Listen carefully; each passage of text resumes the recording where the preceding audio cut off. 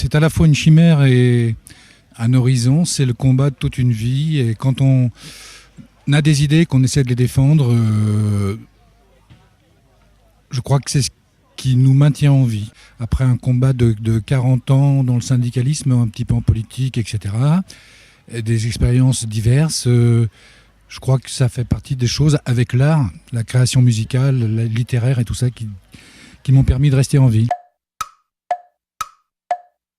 En 40 ans de militantisme, la seule victoire positive qu'on a pu, que je considère avoir, à laquelle je considère avoir participé, c'est celle du Larzac. Tout le reste, ça a été remis en cause à chaque fois au fil du temps. Le comité Larzac, c'était il y a longtemps et je me rappelle simplement que c'était chaud et qu'on n'avait pas forcément les médias avec nous et que c'était une belle aventure humaine. Et c'est quelque chose que je garde pour moi parce que je ne voudrais pas qu'on soit trop nombreux à se suicider. Non, j'y crois, j'aime profondément l'être humain. Je trouve dommage par contre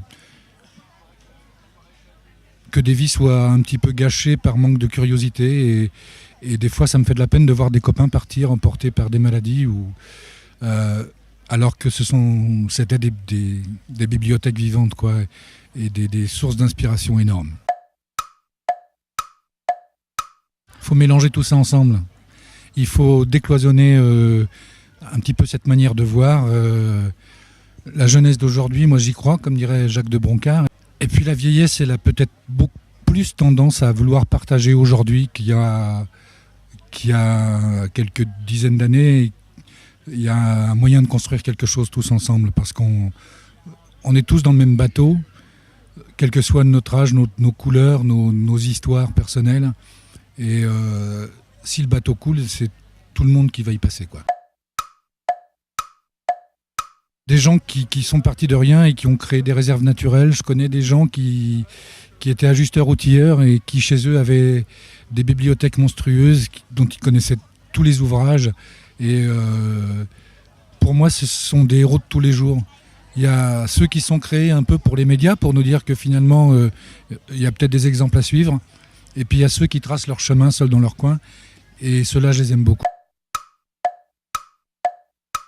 C'est celui qui me rappelle le plus de souvenirs de ma jeunesse. Je ne dirais pas de quoi on s'amusait à l'accompagner à l'époque. C'était Wish You Were Here de Pink Floyd. Là, je suis un petit peu fatigué d'essayer de changer le monde, mais je participe à mon niveau